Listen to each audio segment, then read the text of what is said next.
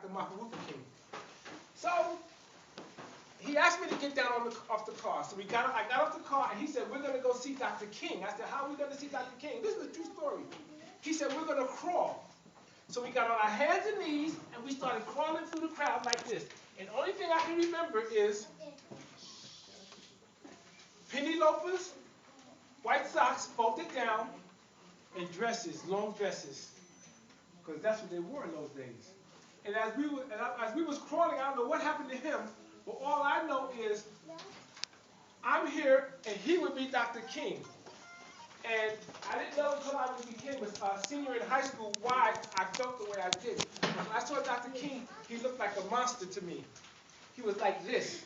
And he was walking, and people was walking next to him. He was walking like this, and they were singing, "We shall overcome." And so when I saw him, the first thing that came to my mind was what? If you could get a piece of his jacket, you'd be the hit of the town. And he had a suit jacket on, and I reached over and I grabbed his suit jacket. When I got up to him, I grabbed his suit jacket and I yanked it. Dr. King reached out and he grabbed my hand. True stories. And he said, "Hi, what's your name?" Oh my God.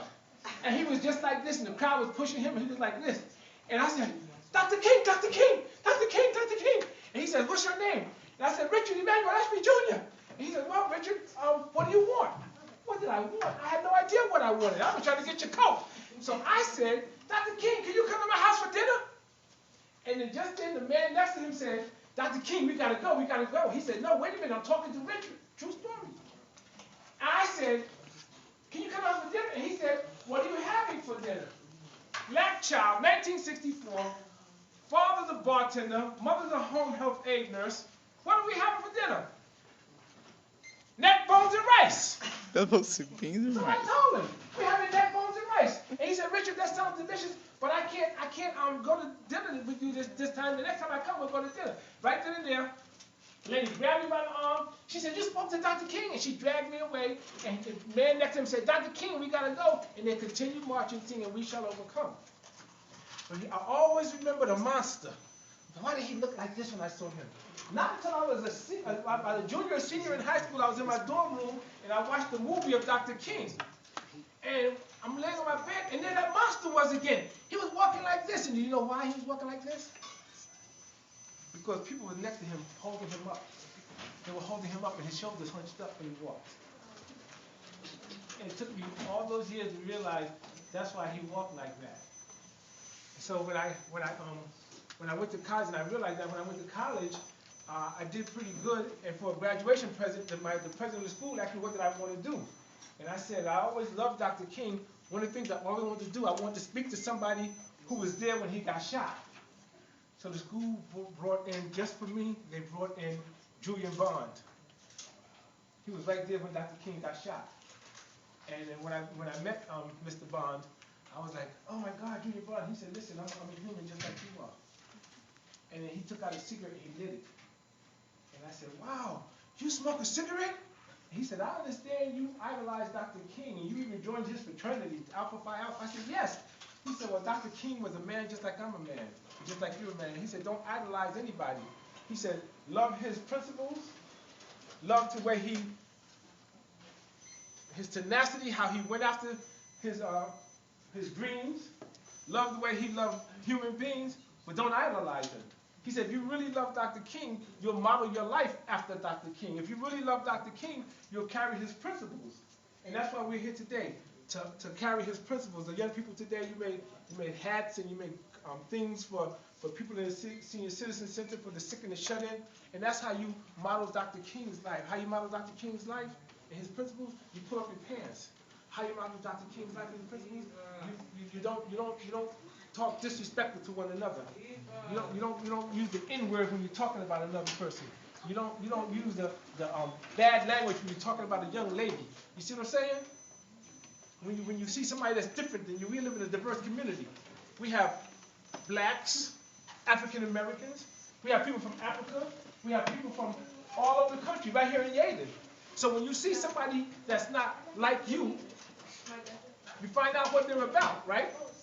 You don't whisper about them, you find out what they're about. Because they're about the same thing you're about. They're about living, being healthy, and being happy.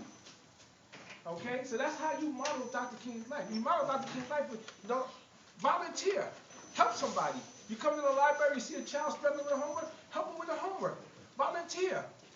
It snows, go outside and shovel the old lady's snow, the old man's snow.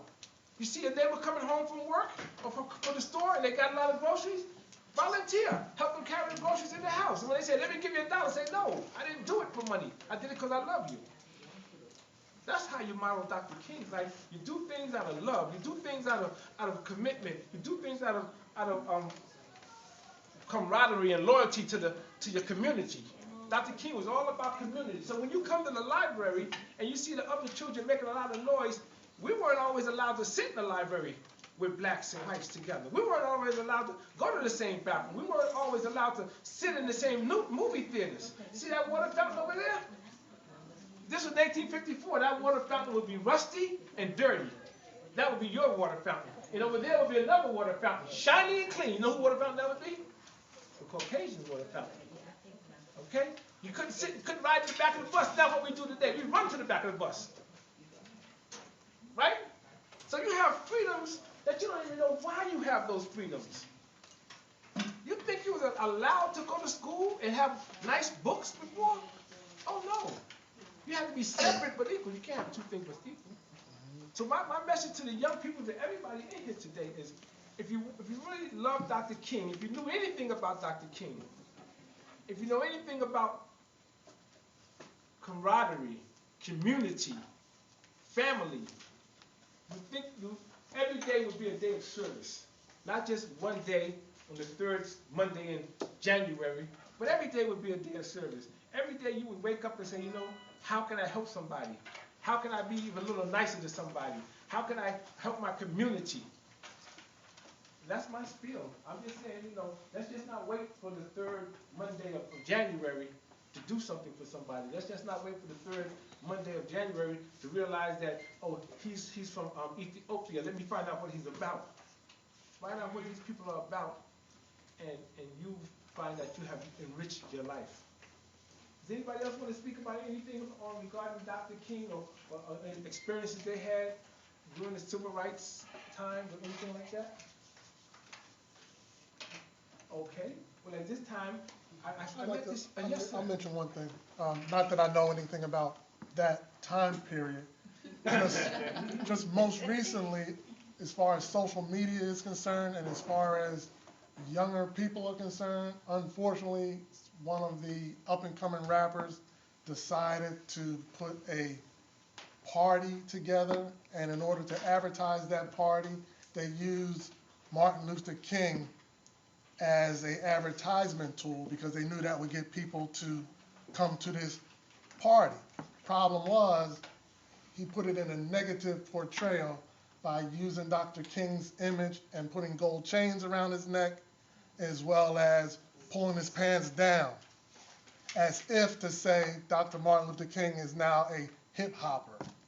And nothing could be further from the truth. So if by chance you see that negative portrayal of a man that was a beautiful man, please help to dispute that nonsense. Do not believe the hype, because nothing could be further from the truth. Amen. Amen. Yes. This is one of our trustees of the board. And Hi there. I'm Donna Samuels. I just Hello. Googled today when I heard you were doing reflections here. I did live during that time. I am old enough. I lived through that period. But if I said I actually had any active memories of what was going on, other than as they related to employment and whatnot, I'd be lying. But when I Googled online, they had an excerpt, a little piece from a speech that Dr. King gave 4 days before he was assassinated. And I thought it was really deep and relates to now. It said, through our scientific and technological genius, we have made this world, the whole world, a neighborhood, and yet we have not had the ethical commitment to make it a brotherhood. So even though we've been able to unite together across the world we can't get along with one another just within our little communities. He said, but somehow and in some way, we have to do this. We must all learn to live together as brothers, or we will all perish together as fools. And I thought that was really deep. Mm-hmm. Does anybody else have any reflections they would like to express?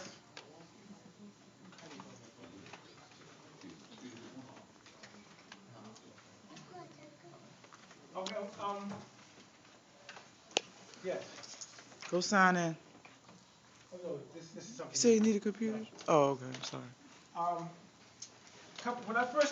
I'm new to Yaden, and when I first came to Yaden, I went to a program, and I saw this young man, and I heard him,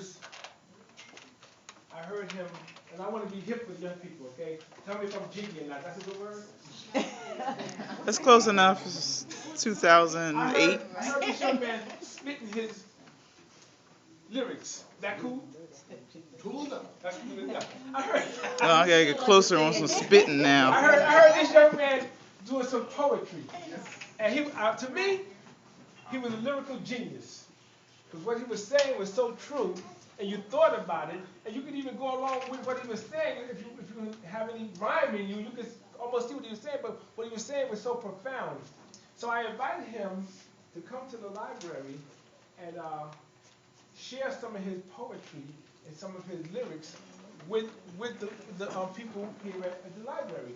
Now, I want to say, young people, listen to what he's saying closely. My young adults, he's speaking to you too, okay? So without further ado, I'd like to introduce to you Mr. James Alexander.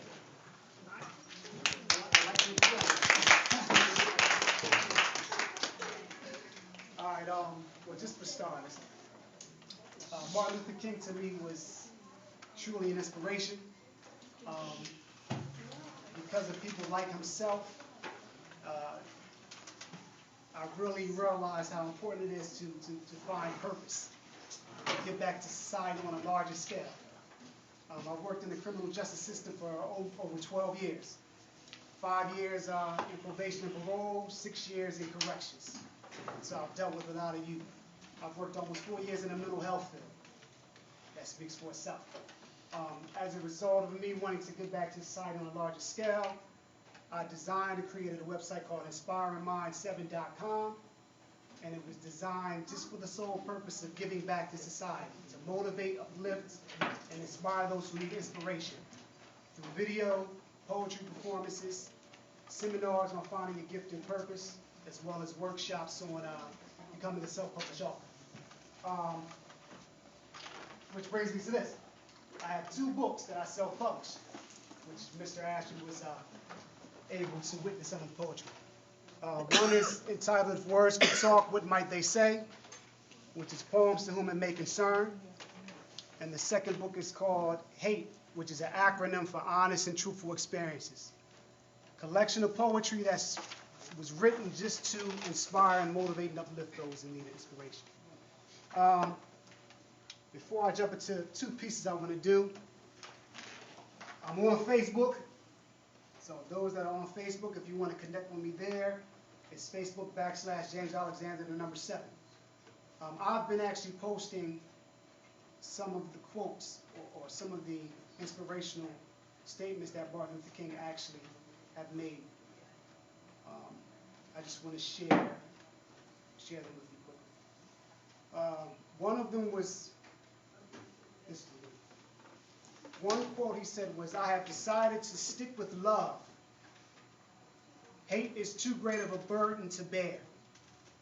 That was one quote. Another quote he had was, "The time is always right to do what is right."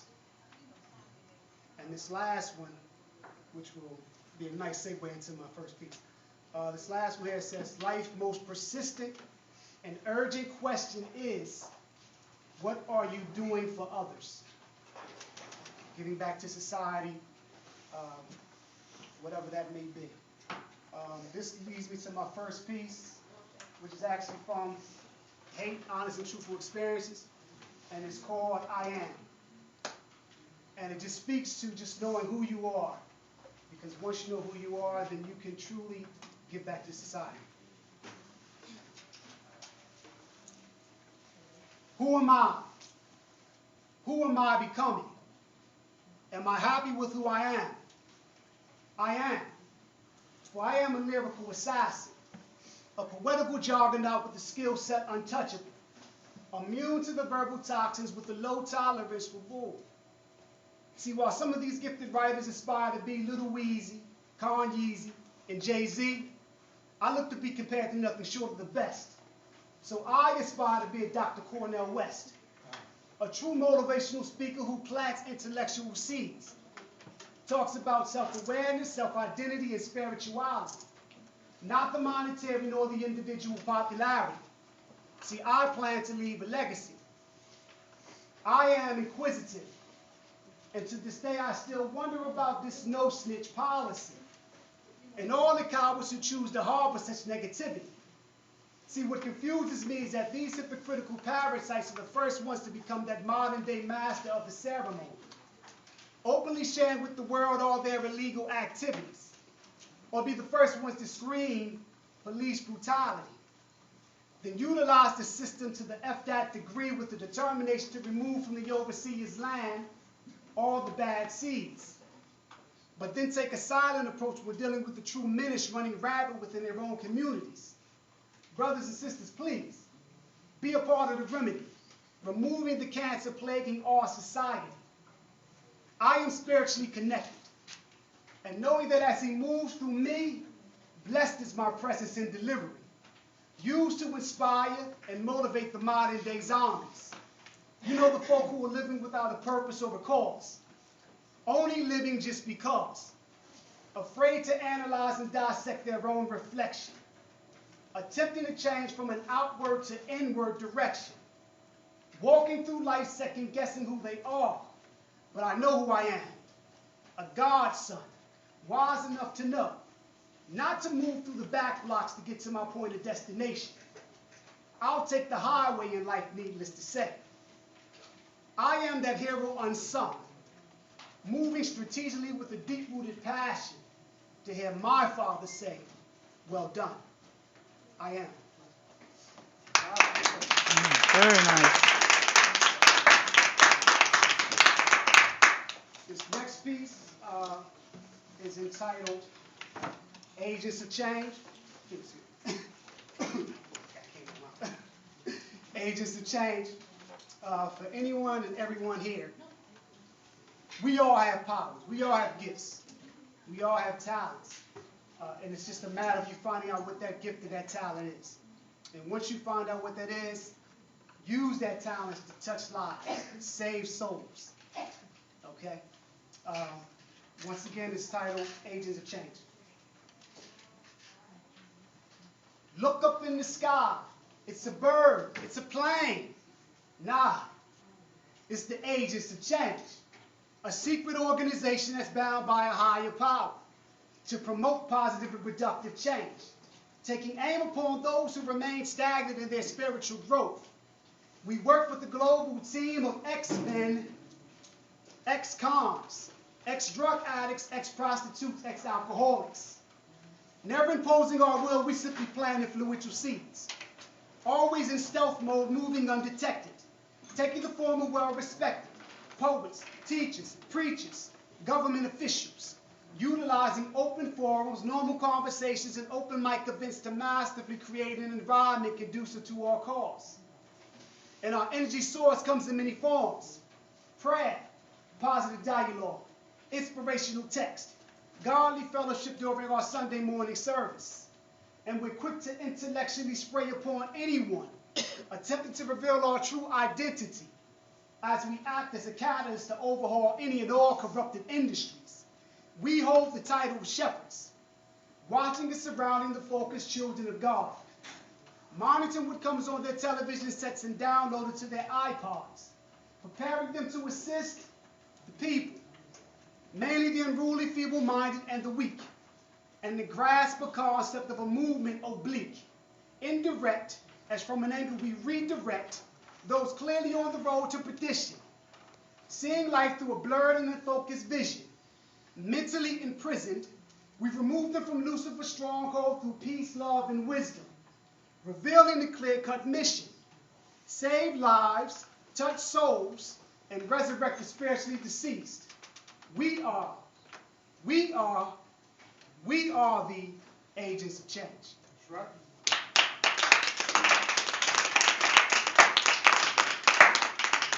Now I'm gonna do another piece. Actually, this piece is from If Words Could Talk. And this is actually something I think we all struggle with. Now, I love audience participation. So, when I raise my right hand, I need everyone to say, if words could talk, what might they say? Y'all got that? Got it. All right? This will be a test run. If words could talk, What might they say? Okay, now, give me a little more energy. A little more energy. All right, y'all ready? And I'm going to run through. If words could talk, what might they say? All right. Well, doubt just might say, it amazes me how your whole state of being is in the state of paralysis whenever I surface, stifling your inner drive, forcing you to shift in reverse and park, causing you to compartmentalize your dreams in an abandoned vehicle of a make and model unknown. Like a boatload of Egyptian cinder blocks shackled to the base of both legs, see, I limit your movement to leap and reach for the stars, leaving you to live a life of mediocrity, questioning your every possible thought, as I repeatedly plunge in your hope and faith to a point of unconsciousness. Indecisive is what I make you, unsure of your true destiny. I'm that insurmountable obstacle that leaves you unable to defy gravity, making the mere idea of levitation something that only champions are entitled to. And we both can concur that you were simply not equipped with the internal hard drive to be an elite operating system. So continue to live in your world, injected with false evidence appearing real, and remain petrified to succeed. Sincerely, doubt. So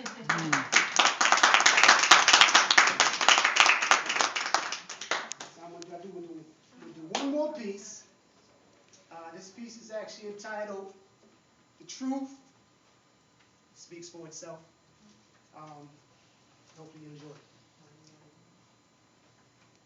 I know this brother who was the truth, like the negative reading of a polygraph, with precise words known to awaken a man's soul, placing him behind his will of self-control as he hugs the unsuspecting curves of life.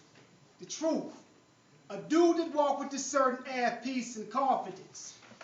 See, for many outside of his circle, he was like a slightly deflated Spalding b-ball, hard to get a handle on.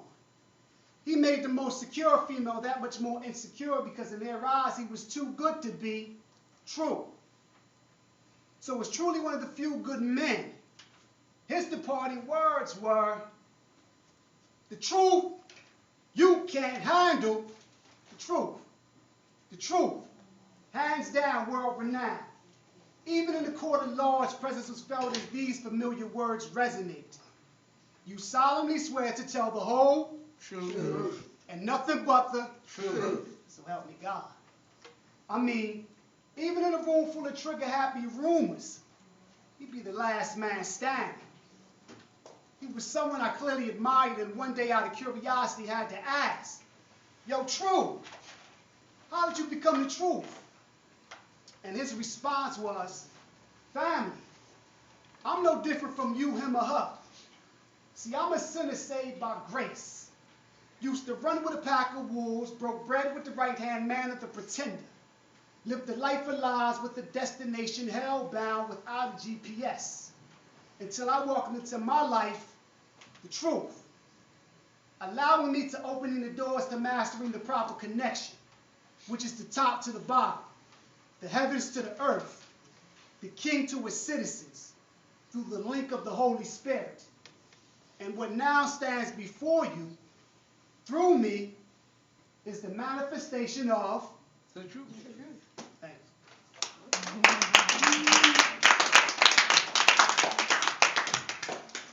I think there's one more thing I would like to share with you guys. Another piece, let me just see. Would y'all like to hear another one from me first we talk? Yes. Yeah, that's what I'm waiting for. You had a couple of them the last time, now? Yeah. I'm doing one. I got one. All right. If words could talk, okay. Now, y'all know what to do when I raise my right hand, right? Yes. All right. If words could talk, what would they say? Well, incarceration just might say, how could you call yourself a man when I possess the keys to your current place of residence? How could you call yourself an adult when your mother continued to put money on your books and raise your seeds while you continue to make these moves that leave you on extended vacation with me? Well, if this makes you feel like the scum of the world, then I'm not the one you need to know. As a matter of fact, you best stay away from me. See, I'm that roadblock to your destiny. Or maybe that moment in time for you to reevaluate life and the choices you made to land yourself in the palm of my confining hands. Hands that can mold and diminish you to a mere number. A statistic that will have others thinking that you are not an equal. But who's to blame? Let's start with your reflection. And it baffles me as to some of the reasons why you were led to me. I mean, ignorance to the law, street credibility, and loyalty to your mentally enslaved homies. Leaving your future's fate in the hands of a person who dons a robe and calls themselves a judge? Please, you best take heed and disconnect from me, or become a part of my extended family, who were known to take away your freedom, probation, parole, jail, and prison. Sincerely, incarceration.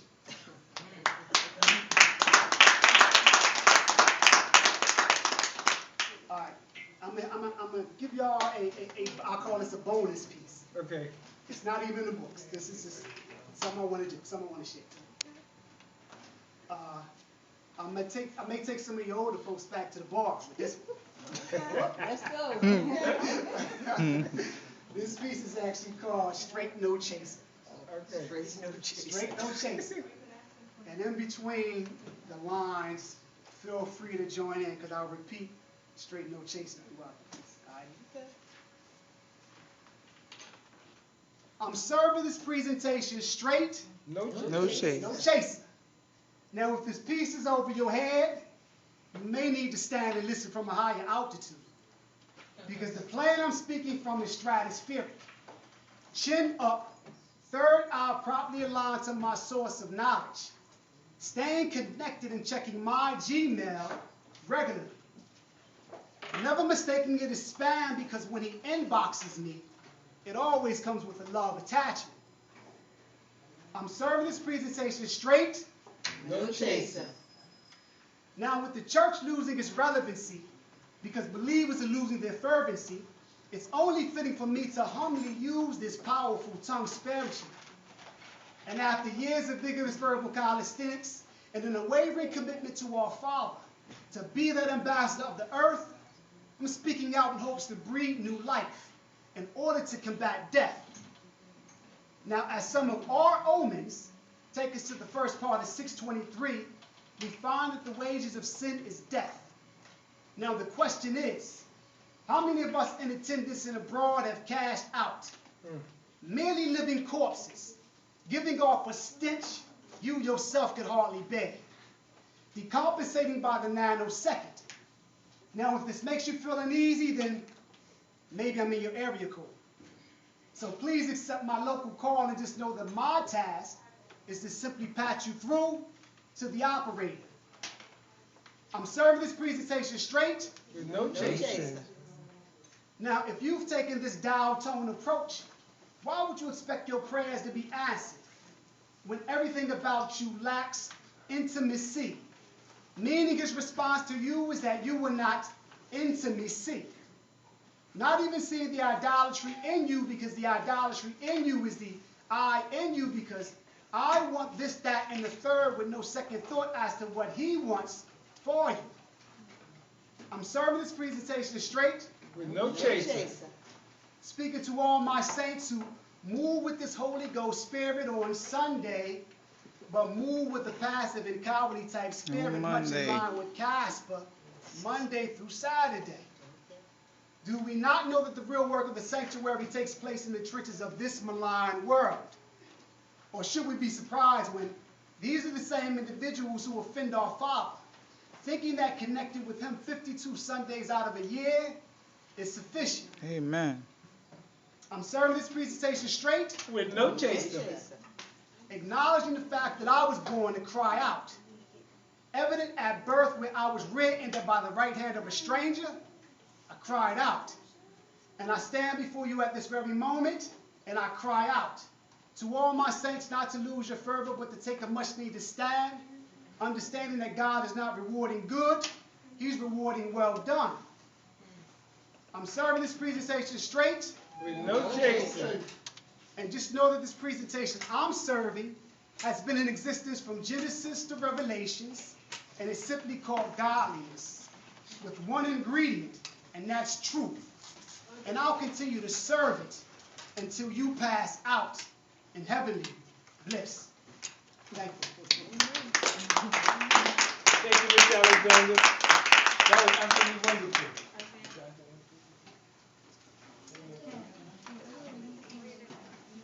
Okay, I would like for you, ladies and gentlemen, to take a look around the library. As you see, we have a display over here with Egyptians, an Egyptian display. We have works from Africa all around. These are through the generous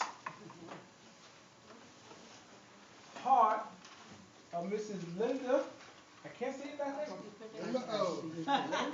Linda O. Of the NAACP. Thank you. And it is so wonderful that you put them on loan here, because I was having a conversation with Miss Samuels about 70 days ago, and I was saying, remember, when I first got here, I was saying, I want to put some black artifacts up in here. And I didn't have any. I do now. So at this point, I'd just like to thank everybody for your indulgence, and we have some refreshments. Richard, did you tell them how many countries are represented here? Well, I'm going to give Miss Linda O a chance to speak and talk about her artifacts and what they mean. Okay. Nigeria is here. Nigeria is there. That's Ghana there. That one with the face, round face, with the brass in it, that's from Ghana. And the other one all the way over there to where it says that one there, Richard just passed, that's Nigeria too. It's a brass face from Yeah, Ghana. it's mostly Nigeria, and Nigeria.